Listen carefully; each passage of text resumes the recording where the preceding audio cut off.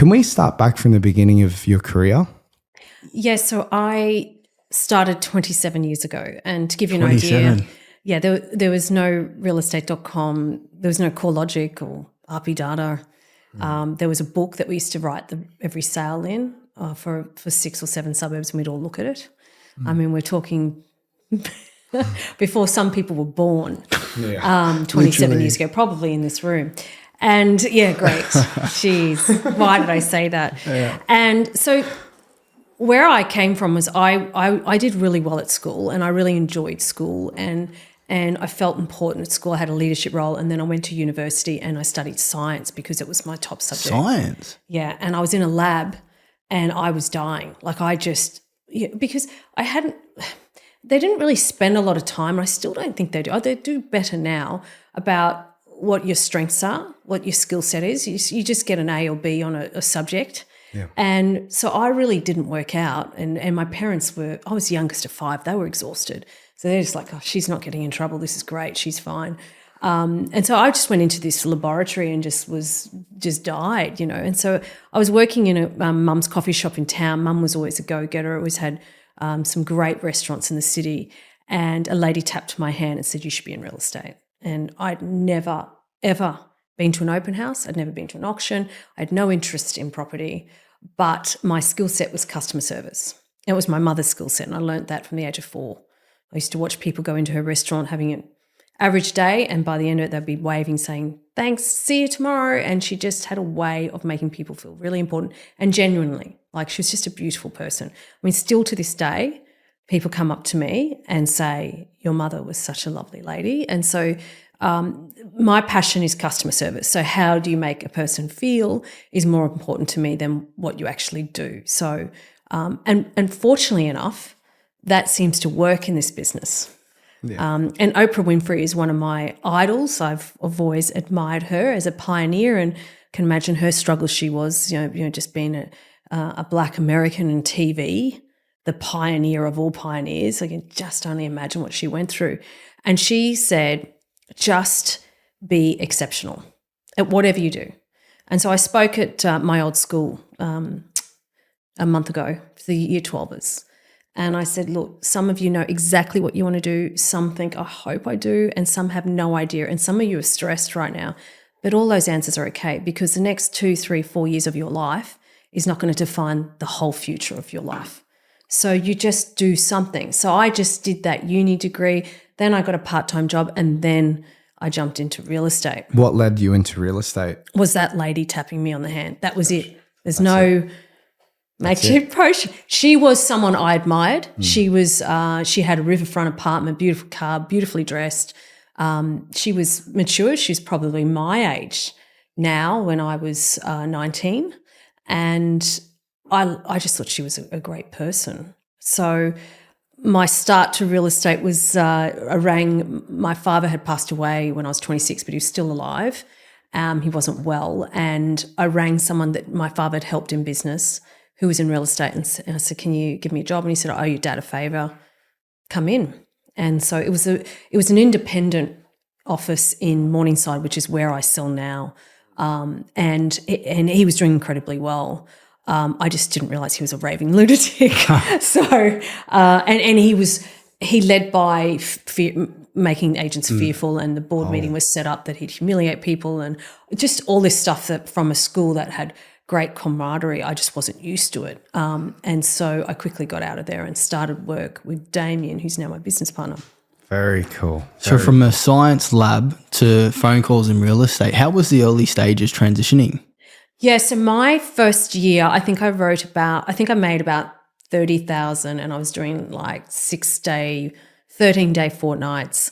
I was rejected so many times. It was the hardest year I've ever had, I think. And I said to the schoolgirls in year 12, you have to be good at resilience at whatever you do. If you want to be the number 1 doctor in Queensland, you want to pioneer your industry, you're going to get rejected before you succeed. And the reason I'm successful is I handled rejection well. And I didn't know I could, but I had no choice. There was no plan B. I was on commission only, so they actually thought I wasn't going to make it because the guy next to me was being paid a salary. So they thought, there's there's 20% chance she might make it. You know, that's what you'd put a commission only, because there was no, you didn't have to pay them either. There's no minimum wage. It was just nothing. So I used to work at the coffee shop still for $100 a week to pay for my mobile phone. Wow. And so like I was on dire straits, and I nearly jumped out. It was that much, because people would say, oh, you're so enthusiastic. My scripts and dialogues, I had to be better than everyone. I lied about my age. I put my age up. You know, I'd wear suits. I'd try to look old, you know, to make the impression. And every time they say, look, you're so, you know, you represent your company so well. You're so enthusiastic. You call us more than anyone else. But what have you sold? And I'd be like, you know, but and I'd grab my boss at the time, his sales, and pretend they were mine. But it was really tough. So I really, really encourage people to work in teams now and get a portfolio of 40 sales before you jump in and do it yourself. It was so much easier than the way I did it. What about for those people that don't have access to 40 sales like you at the time? What's your advice to those individuals to secure a listing? Yeah, so I had a colleague. He started in real estate. He was in his 40s, and he was coming to my opens, and then he said, can I just hang out with you? And he was a CEO of Robin's Kitchen. Like he was very experienced. His name's Shane Hicks. He's one of our top agents now. And he was just hanging out to say that he was part of that sale. Wow. Part of that sale. And I think it's so smart. And also if they said, oh, and he'd say, oh, did you see that lovely home there? Yeah, wasn't it gorgeous? Yeah, we had 40 groups through that. Like he was just hanging out with me. And of course I was one of the owners of the business by then. So I loved him, and I loved that he did that. I mean, I was talking to a colleague the other day, and I said, look, you've always got to flip this and go, what would my client want? So the seller. Now, he wants you to have experience. He wants you to have a list of buyers, and he wants to know that you know how to negotiate. So being fresh isn't always best for the seller. So I still really encourage to co-agent, co-side with a team, learn the skills, the craft, because it's what the client deserves. Now, we've interviewed a lot of males.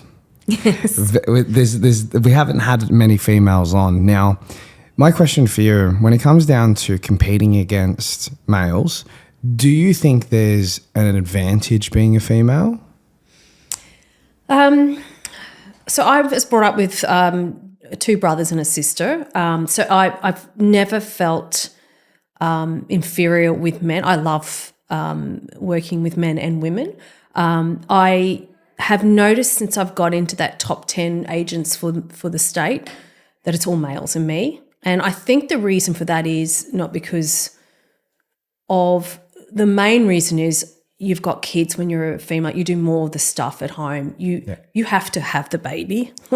You're actually out of action for not 9 months, but the last month of the pregnancy probably, and then a few months in. And so there's a lot of choice that people just don't want to give up those years of their children's lives. So I think a lot of females make the choice that they don't want to do what I've done, which is fine. And in fact, I only revved up I've only like doubled, and then I've doubled again. And that's been in the last, since about 2019. And my kids were through the younger years, and I could really devote some energy to this. So I see why it's male dominated at the top.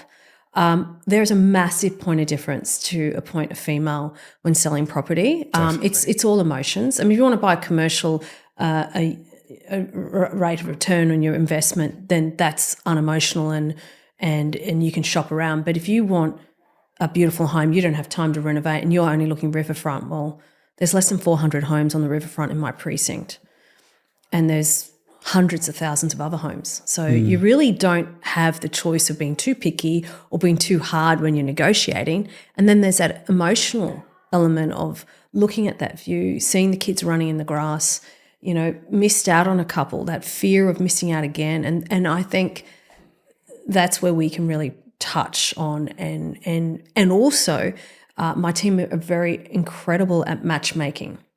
And I notice, this is just general, but a lot of the guys will be process-driven, incredibly good negotiators, but they'll wait for the inquiry and then process it and do the deal, whereas we go out and find these deals. except for yourself. You're talking about off market. And there's always exceptions to these rules. But I think you've got to look at your strengths and skill set. What I always say to agents is find out what your competitors are saying about you, not to have a little bit of a fight. It's just really good to find out. And I remember once I was selling this home, I was trying to sell the home, I was pitching, and I'd met them previously and they bought a unit off me of a new development, so I'd helped them. And yet still I was up against this male agent. And he was promising that he could get front page of the Career Mail and that I couldn't. I'm like, you can't promise that stuff. It's editor's pick. But anyway, I didn't go with that, didn't go with that angle. And then I said, can I just come and sit with you? Because I'm thinking, how do I not have this business? I've actually VIP'd them with the purchase. And they couldn't believe how perfectly I matchmaked what they were looking for, and I delivered it. And so I sat with them and I said, what's going on? And I said, what? And they said, look, we feel really awkward. We feel really, really awkward. But you've got 5 kids between my husband and I. We have 5 kids. And he said, we think you might be too busy. And the other agent doesn't have that. And I'm like, that's what they're saying. Okay. I said, look, I'm really glad you told me. He said, I felt sick. I wanted to tell you this. And I said, where are you located? Not to be smarty pants, but you're 1 block away. I can actually see the number 1 private boys' school from your deck. It's right there. My son goes there. And every kid from this really, really expensive private school lives in this area. Take advantage of me that I have a family, because that's who's going to buy your house. The other guy doesn't have kids in that school. He doesn't even live in this area. I live in this area. This is my strongest gift, is that I know families, and this is a family's going to buy it. And, so you can sometimes see that their negative could actually be your superpower, your positive.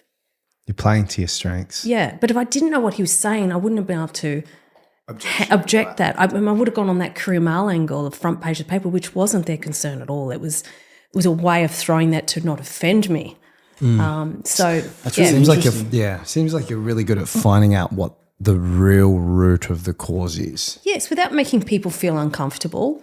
And I guess that's just, look, you're not going to offend me. I mean, unless I don't have an opportunity to know exactly what you're thinking, I can't really help you. But then I started to realize that I needed a why me that's stronger, because my competitor's a great guy. He's got a family. They're nice people. I get on with all of them. But why would you pick me over someone else? And it was got nothing to do with my competition. I would really hone in on my strengths. And I realized my strength is these amount of people around me, the community around me that is buying these homes. And then I'm getting market share, and then they've got a house to sell.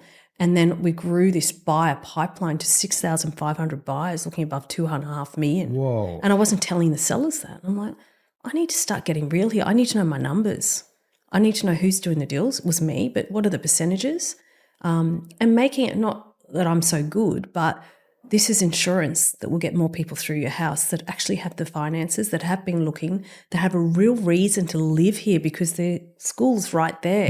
And the 3 major hospitals are on my side of town. They're just not far from here. So all the surgeons, to be on call, if you're a surgeon, you have to be in driving distance of the hospital, and they give you time. So they have to buy in certain suburbs. I'm very happy to help. Of course. So it was really, and people love that.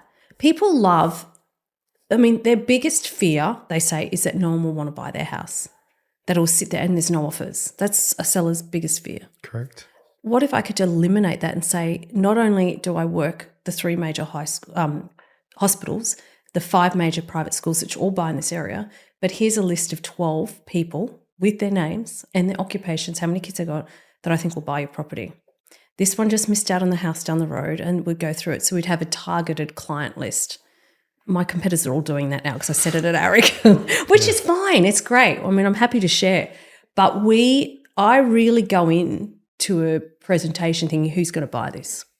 Hey guys, thanks for tuning in to another Both Sides podcast. Just want to say a big thank you for the support up until now. If you've got value from the episode, could you please go like and follow us on the social platforms, for example, Spotify and YouTube, as it will help us continue to get better quality guests. Bye for now.